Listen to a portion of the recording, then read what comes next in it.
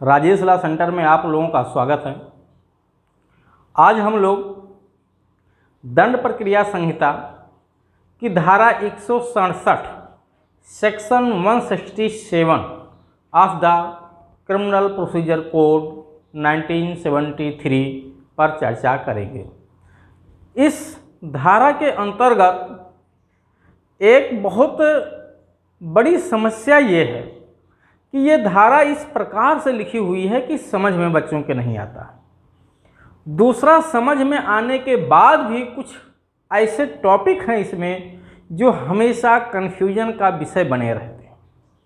आज इस वीडियो के माध्यम से 167 पे पूछे जाने वाले जितने भी प्रश्न हैं, चाहे वो प्रारंभिक परीक्षा हो, मुख्य परीक्षा हो, इंटरव्यू हो, सारे प्रश्नों का उत्तर एक एक करके मैं आपको समझा दूंगा। दूसरी सबसे बड़ी बात कि राजेश लॉ सेंटर चैनल पे, यानी इस चैनल पर 1000 सब्सक्राइबर आप सभी प्रतियोगी छात्र एवं छात्राओं के सहयोग से पूरे हो चुके हैं। आप लोगों को इसके लिए कोटि कोटि बधाई। आगे इस चैनल पे इसी तरह से लगातार वीडियो विधि क्षेत्र से अपलोड किए जाते रहेंगे और आप लोगों का मार्गदर्शन मैं समय समय पे कानून के माध्यम से करता रहूँगा। जितना ज़्यादा ही आप लोगों का सहयोग एवं प्यार मिलेगा, उतना ही ज़्यादा इस चैनल के माध्यम से मैं विधि का प्रचार एवं प्रसार बड़े स्तर तक करता रहूँगा और आप सभी प्रतियोगी छात्र एवं छात्राओं से मैं ये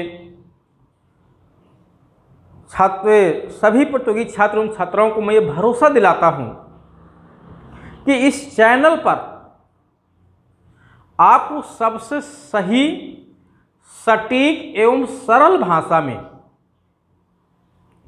और उन विषयों को जो आपके लिए इस स्टेज पर, तैयारी के स्टेज पर आवश्यक हैं, वो वीडियो मैं समय समय पे आप लोगों को देता रहूँगा। और एक अति महत्वपूर्ण सूचना ये है कि लाइव क्लास, यूट्यूब पर लाइव क्लास संडे से प्रारंभ किया जाएगा, जिसका समय रात में 8 बजे से होगा। तो इस संडे को, यानी आज बुधवार है,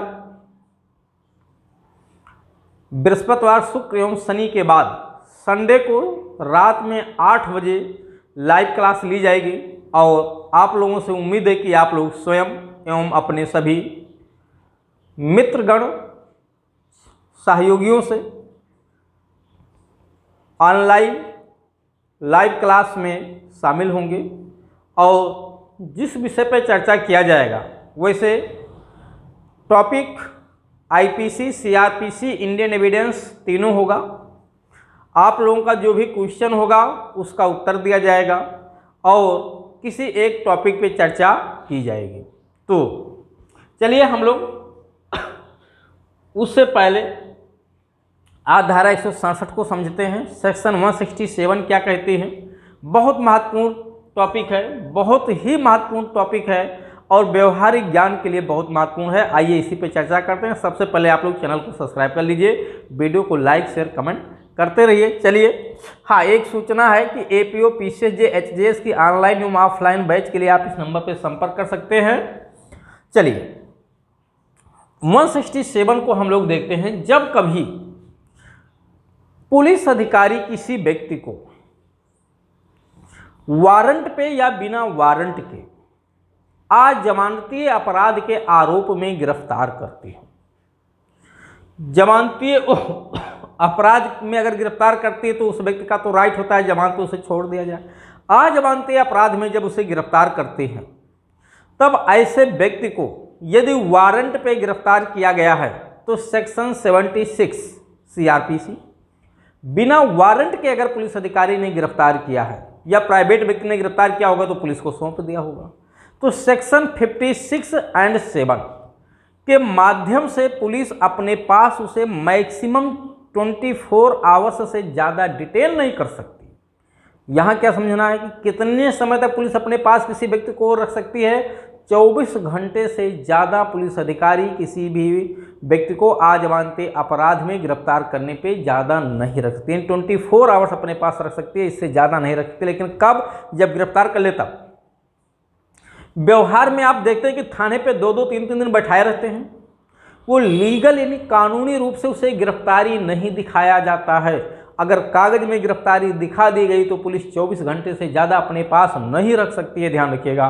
और थाने पर अगर 2-3 दिन 4 दिन तक बैठाए रखा जाता है पकड़ के किसी व्यक्ति को, इसका मतलब लीगली उसे गिरफ्तार नहीं दिखाया गया है कागज में, उसे अपराधिकृत तरीके से थाने पे बैठाया गया है। अब इस पर भी कुछ कार्रवाइयाँ की जा सकती हैं, खैर उस पे मैं इस वीडियो में चर्चा नहीं करूँगा। अगर पुलिस ने किसी व्यक्ति को गिरफ्तार किया, ठीक है, लीगली का मतलब उसने कागज में गिरफ्तारी दिखाया हो, तो 24 आवर्स के भीतर उस व्यक्ति को निकटतम मजिस्ट्रेट के समक्ष पेश करे, ये उसकी ड्यूटी है आजमानते अपराध में। यदि अपराध जमानते है तो उसे जमानत पे छोड़ दे, ये भी उसकी ड्यूटी है। अनुच्छेद 22 में अरेस्टेड पर्सन का राइट है कि जब उसे अरेस्ट किया जाए तो विदिन 24 आवर्स उसे नियरेस्ट मजिस्ट्रेट के समक्ष पेश किया जाए। इतनी बात समझ में आ गई। लेकिन ये नियम एब्सोल्यूट नहीं है। अगर किसी व्यक्ति को राष्ट्रीय सुरक्षा कानून के तहत निवारक निरोध का उपबंध करने वाली विधि के तहत यानी प्रिवेंटिव नेचर के कानून के तहत उसे गिरफ्तार किया गया है या किसी स्पेशल लॉ के तहत गिरफ्तार किया गया है, तो हो सकता है ये 24 आवर्स का जो नियम है कि उसको मजिस्ट्रेट के समक्ष पेश किया जाए, ये लागू ना हो। लेकिन आईपीसी के अपराधों के तहत अगर किसी व्यक्ति को गिरफ्तार किया गया है, अगर आईपीसी का केवल उस पर आरोप है, तो 24 घंटे के भीतर उसको नियरेस्ट मजिस्ट्रेट के समक्ष पेश करना कंपलसरी है। अगर वो अपराध नॉन बेलेबल है तो आजमानते हैं। अब जब वहाँ पेश कर देंगे तब क्या होगा? पहली बात समझिएगा, पेश करने का मतलब जब फर्स्ट टाइम पेश किया जाता है तो वीडियो कॉन्फ्रेंसिंग के माध्यम से नहीं पेश कर सकता। फर्स्ट टाइम साथ शरीर पेश किया जाएगा और उस मामले से संबंधित पुलिस अधिकारी जो भी दस्तावेज बनाई होगी वो दस्तावेज भी कोर्ट में पेश किया जाना मैंडेटरी है। अब यही पे प्रश्न ये है कि जब कोर्ट के सामने पेश किया जाएगा तो क्या वो जुरिस्डिक्शन वाला कोर्ट हो? नहीं, नियरेस्ट कोर्ट में पेश किया जाना है। जुरिस्डिक्शन वाला कोर्ट हो ये जरूरी नहीं है। दूसरी बात, जब कोर्ट के सामने उसे पेश किया जाएगा नियरेस्ट कोर्ट में, तब क्या क्या प्रक्रिया वो कोर्ट अपना सकता है। लेकिन फिर एक बात समझिएगा कि जब उसे कोर्ट में पेश करती है पुलिस तो सबसे पहले ये समाधान करती है कि क्या उसमें आगे और इन्वेस्टिगेशन किया जाना चाहिए। यानी जिस अपराध के आरोप में पुलिस ने उसे गिरफ्तार किया है उस आरोप का दृढ़ आधार होना चाहिए कि प्रथम दृष्टया पुलिस को लगे कि वो आरोप सही है, तभी वो नियरेस्ट कोर्ट में पेश करेगी। अगर प्रथम दृष्टया लगता है कि आरोप सही नहीं है तो उसे छोड़ सकती है। और जब उसे पेश करेगी, उसको लगता है उस मामले में इन्वेस्टिगेशन और क्या जाना चाहिए, क्योंकि 24 आवर्स ज़्यादा वो अपने पास रख नहीं सकती है बिना प्राधिकार के। यानी जब तक कोर्ट उसे प्राधिकार न करे, प्राधिकृत न करे, अथोराइज न करे, तब तक वो 24 घंटे से ज़्यादा अपने पास नहीं रख सकती। इसका मतलब ये है कि पुलिस अधिकारी 24 घंटे से ज़्यादा भी अपने पास रख सकती है, लेकिन तब जब कोर्ट उसे अथोराइज कर देता, जिसे हम पुलिस रिमांड कहते हैं।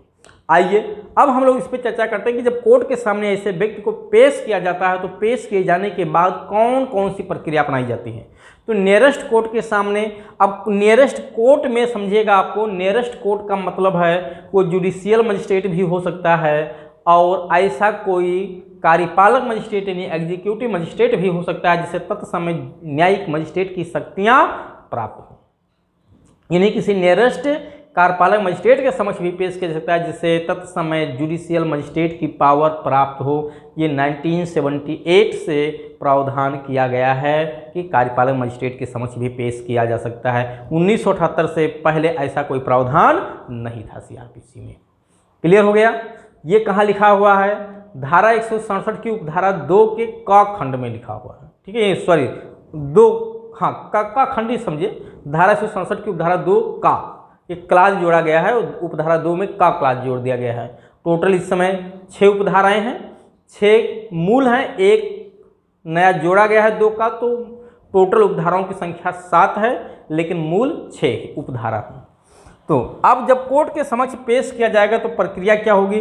जब न्यायालय के समक्ष ऐसे व्यक्ति को पेश किया जाता है तो कोर्ट 3 प्रक्रिया अपना सकता है। ध्यान रखिएगा, उसके समक्ष पेश किए जाने पे 3 में से कोई भी एक प्रक्रिया अपनाई जाती है। एक साथ 2 प्रक्रिया तो अपनाई नहीं जा सकती, सिंगल प्रक्रिया कोई अपनाई जाएगी, लेकिन 3 में से कोई एक ही हो सकता है। 3 के अलावा कोई चौथी प्रक्रिया नहीं होती है, ये ध्यान रखिएगा।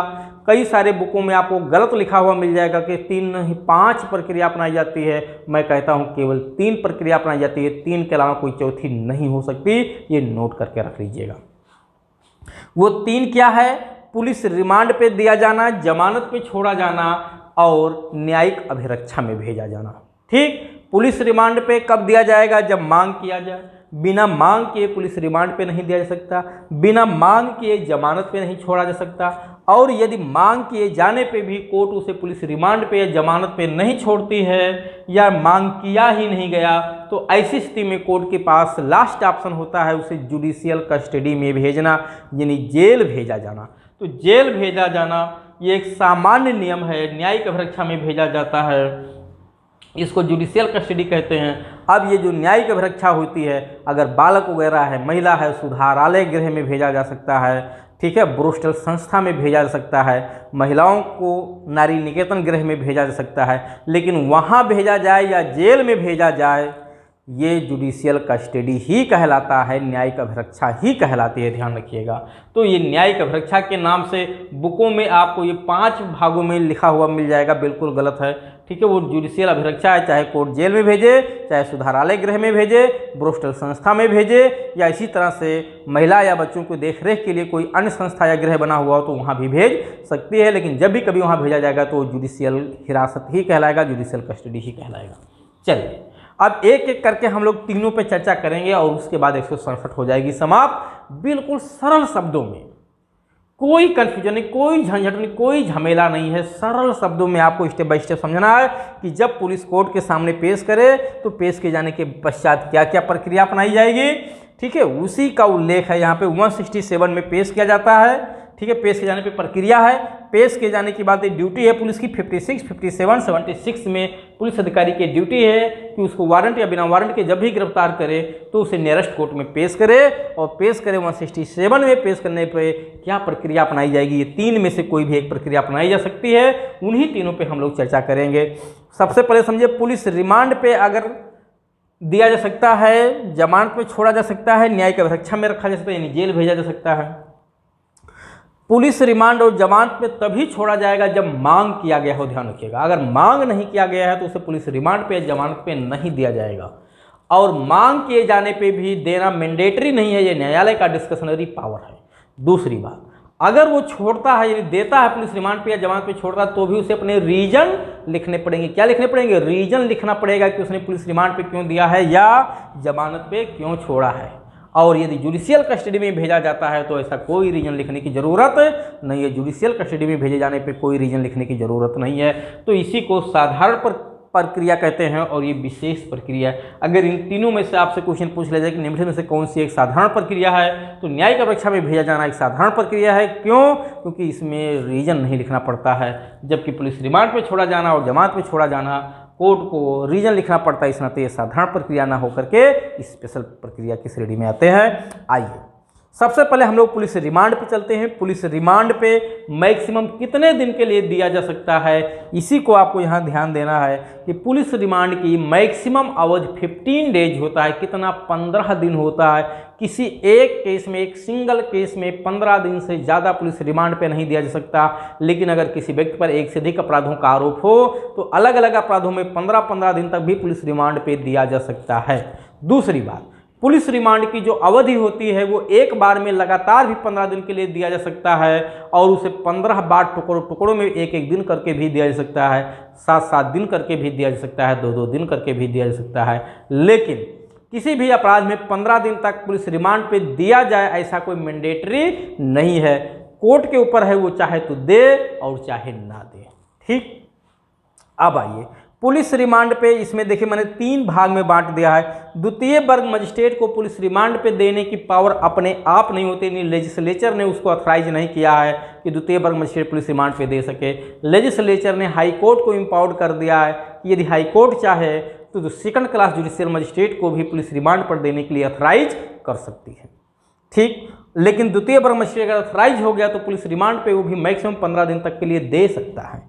अन्य मजिस्ट्रेट यानी द्वितीय वर्ग मजिस्ट्रेट से भिन्न कोई भी जुडिशियल मजिस्ट्रेट है तो वो भी 15 दिन के लिए पुलिस रिमांड पे दे सकता है। इसके अलावा कार्यपालक मजिस्ट्रेट को भी पावर 1978 में धारा 167 की उपधारा 2 का जोड़ करके जुडिशियल मजिस्ट्रेट से भिन्न यानी एग्जीक्यूटिव मजिस्ट्रेट को भी इम्पावर्ड कर दिया गया कि वो भी पुलिस रिमांड पे दे सकता है, लेकिन उसके लिए जो टाइम पीरियड होगा मैक्सिमम 7 डेज, 7 दिन से ज़्यादा कार्यपालक मजिस्ट्रेट पुलिस रिमांड पे नहीं दे सकता और एग्जाम में बहुत पूछा जाता है। तो कार्यपालक मजिस्ट्रेट भी 7 दिन तक पुलिस रिमांड पे दे सकता है। कार्यपालक मजिस्ट्रेट का मतलब है डीएम एसडीएम, जिसे तत्समय न्यायिक मजिस्ट्रेट की शक्तियां प्राप्त हों। चलिए, तो इस तरह से आपने देख लिया पुलिस रिमांड पे दे जाना। और पुलिस रिमांड पे दिए जाने का मतलब है, इसका जो पर्पज है वो है साक्ष्य के पर्पज के लिए, इन्वेस्टिगेशन के पर्पज के लिए पुलिस रिमांड पे दिया जाता है, ध्यान रखिएगा। यानी पुलिस रिमांड पे दिए जाने का जो पर्पज है, अगर आपसे पूछा जाता है तो उसका पर्पज है टू कलेक्ट एविडेंस, यानी साक्ष्य इकट्ठा करने के लिए, साक्ष्य की छानबीन करने के लिए, साक्ष्य की प्राप्ति के उद्देश्य से पुलिस रिमांड पे दिया जाता है। ठीक, अब इसी पुलिस रिमांड पे जब दिया जाता है तो 3rd डिग्री का प्रयोग होता है, ध्यान रखिएगा। व्यवहार में पुलिस वाले मारते पीटते हैं थाने में, उसी को कहा गया है 3rd डिग्री का प्रयोग किया जाना। तो पुलिस रिमांड पे दिए जाने पे एक तरह से उस व्यक्ति की सर्विसिंग अच्छे से हो जाती है। ठीक है, क्या हो जाती है? सर्विसिंग बहुत अच्छे से हो जाती है। इसीलिए कोर्ट जल्दी किसी व्यक्ति को पुलिस रिमांड पे नहीं देती है, और वो देती भी है तो शुरू में 1 दिन 2 दिन 3 दिन के लिए देती है, क्योंकि उसको पता है ज़्यादा दिन तक दे देंगे, लंबे समय तक अगर दे देंगे तो उसकी सर्विसिंग कुछ ज़्यादा ही अच्छे से हो जाएगी। इसीलिए उसको जो है पुलिस रिमांड पे कम से कम समय शुरू में दिया जाता है। लेकिन पुलिस के द्वारा 3rd डिग्री का प्रयोग किया जाना कहीं से अथराइज नहीं है, ध्यान रखिएगा। अगर पुलिस ने 3rd डिग्री का प्रयोग किया है तो सेक्शन 330 आईपीसी के तहत स्वेच्छा उपहति का अपराध बनता है। और अगर ज़्यादा मारपीट कर दिया, ओवरहालिंग ज़्यादा कर दिया, सर्विसिंग कुछ ज़्यादा अच्छे से कर दिया, यानी तोड़फोड़ कर दिया शरीर के साथ, तो 331 का अपराध बनता है, स्वेच्छा घोर उपहति का अपराध बनता है। फिर भी, और इतना ही नहीं, पुलिस के समक्ष जो बयान दिया गया उसको इंडियन एविडेंस एक्ट की धारा 25 में विसंगत घोषित कर दिया गया। क्या डिक्लेयर कर दिया गया? इनरिलेवेंट होगा, वो विसंगत होगा जब तक धारा 27 के तहत कोई वस्तु बरामद ना हो जाए। तो इस तरह से आपने देखा पुलिस रिमांड पे दिए जाने का पर्पज, ठीक है, क्या होता है, किस लिए दिया जाता है, कितनी अवधि के लिए दिया जाता है। हाँ, एक चीज़ ध्यान रखिएगा, एक केस इससे काफ़ी महत्वपूर्ण है। मनोज बनाम मध्य प्रदेश राज्य का केस है, सुप्रीम कोर्ट का 1999 में। इस केस में सुप्रीम कोर्ट ने कहा, मनोज बनाम मध्य प्रदेश के केस में, कि जब कोई भी व्यक्ति यानी कोई पुलिस अधिकारी किसी व्यक्ति को अरेस्ट करती है तो 24 आवर्स से ज़्यादा अपने पास बिना न्यायालय के प्राधिकार के नहीं रख सकती है। अगर 24 आवर्स से ज़्यादा अपने पास रखती है तो वो कार्रवाई अविधिमान्य मानी जाएगी, दूषित मानी जाएगी। ठीक, चलिए अब हम लोग चलते हैं जमानत पे छोड़ा जाना। जमानत पे छोड़ यानी पुलिस रिमांड पे देगी कोर्ट तो भी अपने रीजन लिखना पड़ता है, ध्यान रखिएगा। जमानत पे छोड़ देना, अगर कोर्ट किसी व्यक्ति को जमानत पे छोड़ती है, भाई कोर्ट के समक्ष जब पेश किया गया वो व्यक्ति तो जमानत पे भी उसे छोड़ सकती है, और चाहे तो ना छोड़े। हाँ, मांग किया जाना जरूरी, क्योंकि अजमानती अपराध है। अजमानती अपराध में चैप्टर 33 तुरंत अप्लाई हो जाती है, यहाँ पे धारा 437 अप्लाई हो जाती है। उसे अगर कोर्ट चाहे तो जमानत पे छोड़े, चाहे तो ना छोड़े। अगर जमानत पे छोड़ेगी तो उसको धारा 437 की उपधारा 4 के तहत अपने रीजन रिकॉर्ड करने पड़ेंगे, उसने जमानत पे क्यों छोड़ा है। ठीक, और जब जमानत पे छोड़ा जाता है तो जमानत पे यदि छोड़ा गया और उस मामले में चार्जशीट पेश हो जाए, जमानत पे छोड़े गए व्यक्ति को यदि मामले में चार्जशीट पेश हो जाए तो उसे जमानत के रद्द किए जाने का ये आधार नहीं है। ध्यान रखिएगा, बहुत महत्वपूर्ण केस है कि जमानत पे छोड़े गए व्यक्ति को, ठीक है, यदि किसी व्यक्ति को जमानत पे छोड़ा गया है और उस मामले में चार्जशीट पेश कर दिया जाए तो उसके जमानत को रद्द किए जाने का मात्र चार्जशीट पेश किया जाना आधार नहीं हो सकता जब तक कि और उस मामले में रीजन ना हो।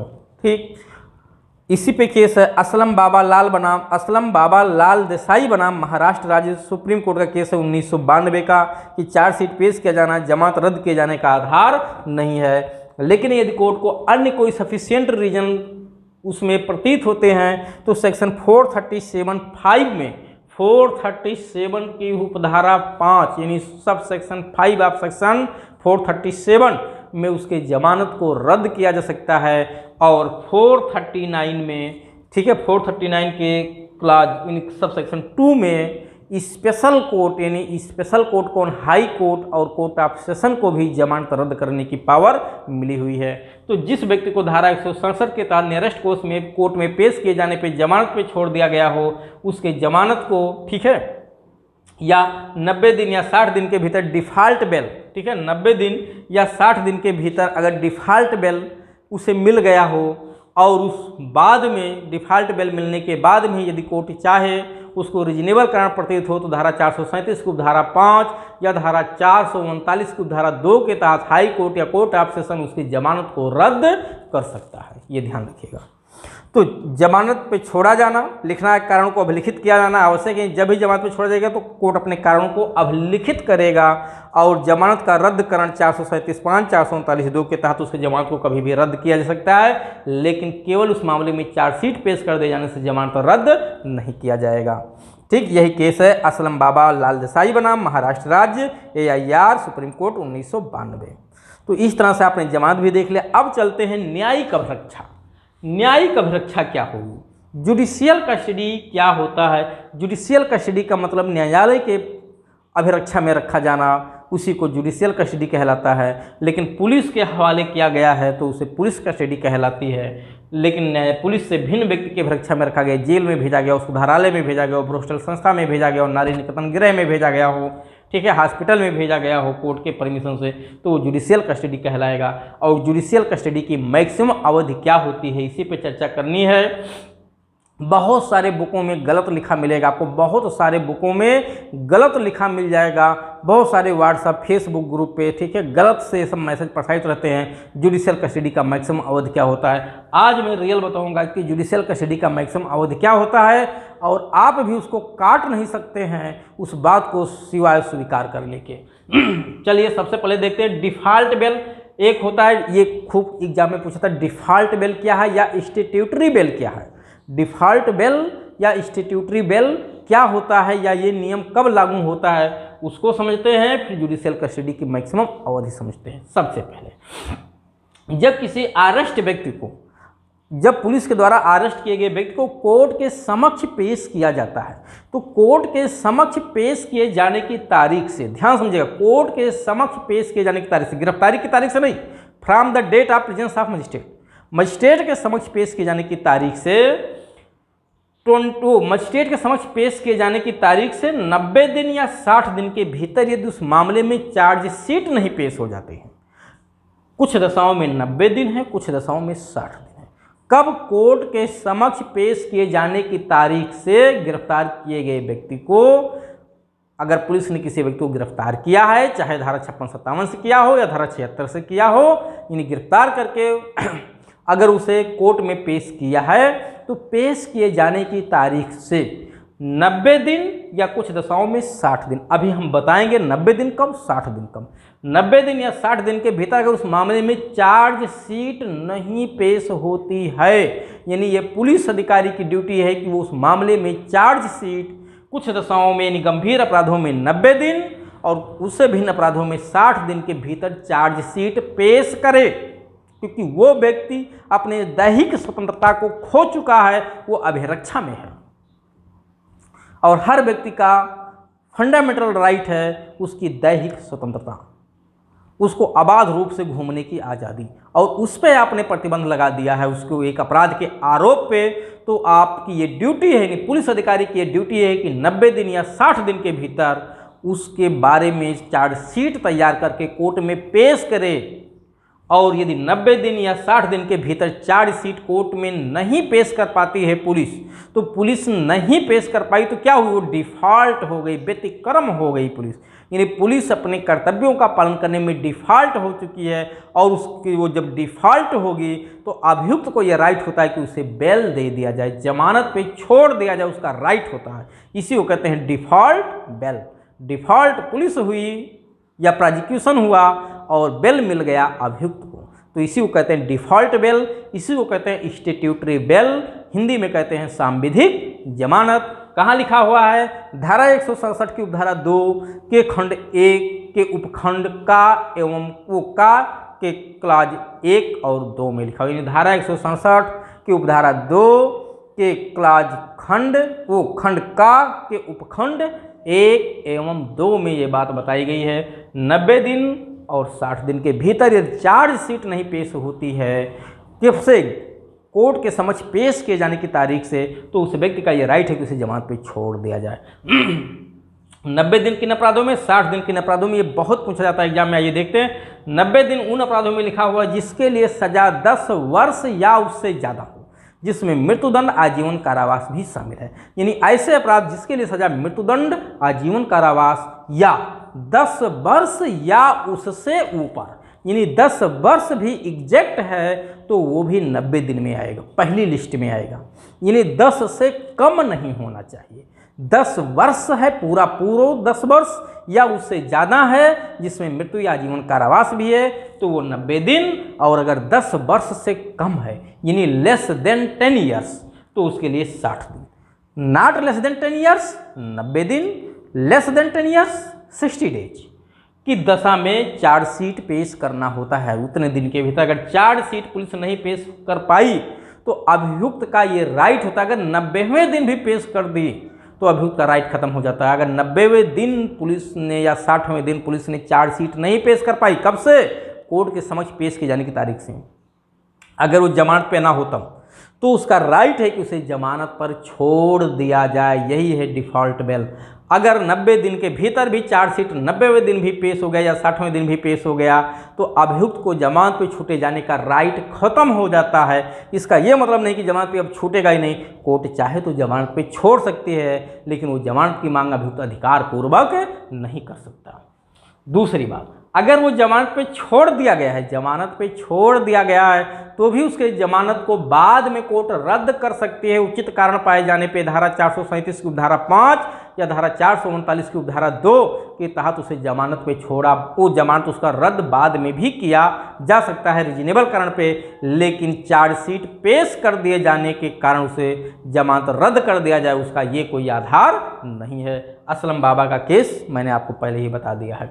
हाँ, ये जो 90 दिन और 60 दिन का पीरियड है जब कोर्ट के समक्ष पेश किया गया है तब से काउंट होता है, लेकिन कोर्ट के समक्ष पेश किए जाने पे कोर्ट ने सबसे पहले उसे 15 दिन तक पुलिस रिमांड पे दे दिया और 15 दिन का समय बीतने के बाद अब उसे जो है यहाँ पे उसे अपने पास रखे हुए या जेल में भेजे हुए है, ठीक है।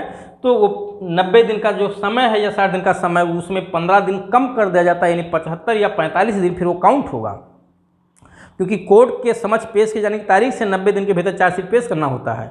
अगर उसी अवधि में उसने पुलिस रिमांड पे भी दे दिया है तो वो भी 90 दिन के समय या 60 दिन के समय में काउंट कर लिया जाता है। तो इस तरह से आपने देखा कि 90 दिन या 60 दिन के भीतर जमानत पे तो तब छोड़ा जाएगा जब चार्जशीट पेश ना हो पाए। अगर चार्जशीट पेश हो गया उस मामले में तब पुलिस क्या करेगी, वो कोर्ट क्या करेगी? तब जमानत पे छोड़े या ना छोड़े उसका राइट है, लेकिन कब तक जमानत पे नहीं छोड़ेंगे ये भी तो बात है कि 90 दिन या 60 दिन के भीतर चार्जशीट पेश होगी तो राइट तो खत्म हो गया, कोर्ट चाहे तो छोड़े या ना छोड़े। लेकिन अगर नहीं छोड़ेगी तो कब तक नहीं छोड़ेगी, उस मामले में उसे कब तक जेल में रखे रहेंगे। इधर आइए, अब समझना होगा लास्ट में जुडिशियल कस्टडी की मैक्सिमम अवधि 60 दिन या 90 दिन नहीं होती है। ध्यान रखिएगा, आपको अधिकतर बुकों में, अधिकतर कॉपीज में, नोट्स में, ठीक है, गलत लिखा हुआ मिल जाएगा कि जुडिशियल कस्टडी की मैक्सिमम अवधि एक अपराध में 90 दिन या 60 दिन होता है। बिल्कुल गलत है, सरासर गलत है। 90 दिन 60 दिन नहीं होता है। जिसने लिखा है या तो उसको समझ नहीं है या तो उसने कॉपी पेस्ट कर दिया है। 90 दिन या 60 दिन बिल्कुल नहीं होता है। 90 दिन 60 दिन का नियम वहाँ लागू होता है जब उसे जमानत चार्जशीट पेश ना हो पाया हो गिरफ्तारी की तारीख से और जमानत पे छोड़ दिया गया हो। अगर चार्जशीट पेश हो गया तो फिर उसका राइट खत्म हो जाता है, जमानत पे फिर कैसे छोड़ा जाएगा? नहीं छोड़ा जा सकता है। फिर उसके लिए धारा 436 का आपको पढ़ना होगा जो 2005 में जोड़ी गई है धारा है। 2005 में यहाँ धारा जोड़ करके साफ साफ लिख दिया गया कि जिस अपराध में किसी व्यक्ति को गिरफ्तार किया गया उस अपराध में यदि उस सजा में अगर वो सजा मृत्युदंड, एकमात्र सजा उस अपराध के लिए नहीं है, यानी मृत्युदंड पे धारा 436A लागू नहीं होती है। ध्यान रखिएगा, ये प्री का क्वेश्चन है। 2005 में धारा जोड़ी गई है, ये भी प्री का क्वेश्चन है। धारा 436A में लिखा हुआ है कि यदि उस अपराध के लिए जितना उसमें सजा लिखा है यदि वो आधे से अधिक सजा भुगत लिया, कब? ड्यूरिंग प्रोसीडिंग, अन्वेषण, जांच या विचारण के दौरान अगर अभियुक्त आधे से अधिक सजा जितना उस अपराध के लिए लिखा हुआ था जेल में बिता लिया, जैसे वो सिंपल चोरी के अपराध में अगर जेल गया तो सिंपल चोरी 379 सजा 3 साल है, अगर वो 1.5 साल से ज़्यादा समय जेल में बिता लिया तो उसका राइट है उसे जमानत पर छोड़ दिया जाए। लेकिन जमानत पर छोड़ने से पहले लोक अभियोजक को भी सुनवाई का अवसर दिया जाता है।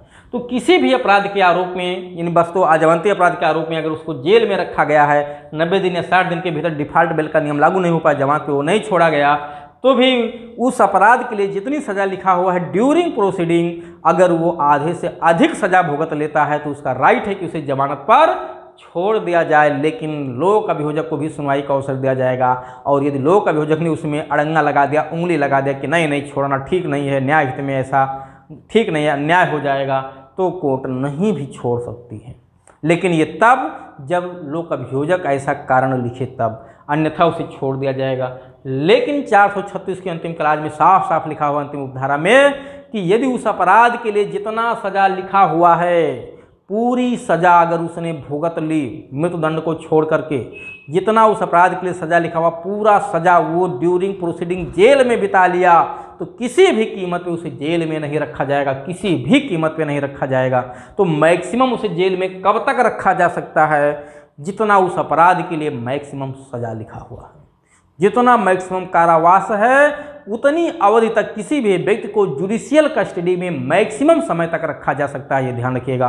तो किसी भी अपराध में जुडिशियल कस्टडी का मैक्सिमम अवधि क्या हो सकता है, तो आपका सीधा सीधा उत्तर होना चाहिए उस अपराध के लिए जितना कारावास मैक्सिमम लिखा हुआ है उससे ज़्यादा जुडिशियल कस्टडी कभी भी नहीं हो सकती है, यानी न्यायिक हिरासत उससे ज़्यादा अवधि के लिए कभी भी नहीं हो सकती है, उसे तुरंत छोड़ दिया जाएगा। लेकिन ये कब जोड़ा गया? 436A में जोड़ा गया। 436A में जो जोड़ा गया है 2005 में, 2005 से जुडिशियल कस्टडी की मैक्सिमम अवधि ही डिसाइड नहीं थी, और 20 साल तक अगर उसका मामला चल रहा तो 20 साल तक उसको जेल में सड़ाना पड़ता था अगर जमानत पे नहीं छोड़ा गया तो। 20 साल 30 साल तक वो जेल में सड़ता रहता था क्योंकि मामला भी डिसाइड नहीं हुआ। ये पूरी तरह से सिस्टम के फेल होने का जो खामियाजा था ये अभियुक्त को भुगतना पड़ता था। खैर आज थोड़ा सा सहूलियत किया गया है, लेकिन आज भी ये पूर्ण न्याय नहीं है, क्योंकि मुजरा का नियम होता है, सेट ऑफ सेक्शन 428 के तहत मुजरा किया जाता है वो अवधि।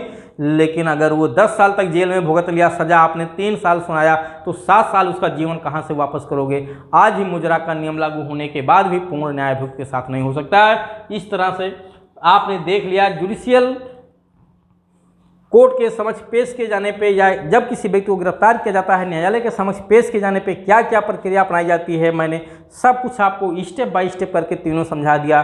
पुलिस रिमांड पे दिया जा सकता है, जमानत पे छोड़ा जा सकता है, न्यायिक परीक्षा में भेजा जा सकता है, पुलिस रिमांड पे कौन कौन दे सकता है, कितनी अवधि तक मैक्सिमम दिया जा सकता है, जमानत पे कब छोड़ा जाता है, कब जमानत रद्द कराया जा सकता है, ठीक है, न्यायिक परीक्षा में कब भेजा जाता है, डिफॉल्ट बेल क्या है, सांविधिक जमानत क्या है, इन इससे जुड़े हुए प्रावधान को आपने बहुत अच्छे से पढ़ लिया है। अब धारा 167 क्लास 5 और 6 बचा है, जिसका चर्चा मैं इस वीडियो में बिल्कुल नहीं करने वाला हूँ। तो चलिए, उम्मीद है आप लोगों को बहुत अच्छे से समझ में आ गया होगा। और यहाँ से मेंस में, प्रारंभिक परीक्षा में, इंटरव्यू में हर स्तर से एग्जाम में क्वेश्चन पूछा जाता है, लेकिन श्योर है, गारंटी के साथ कहता हूँ, जितना मैंने इस वीडियो में आपको बता दिया, इससे बाहर एक भी क्वेश्चन ना तो एग्जामिनर पूछता है और ना ही कमीशन पूछ सकता है। तो चलिए, उम्मीद है आप लोगों को समझ में आ गया होगा। अब हम लोग मिलेंगे नेक्स्ट वीडियो में, लेकिन सूचना यही है, संडे को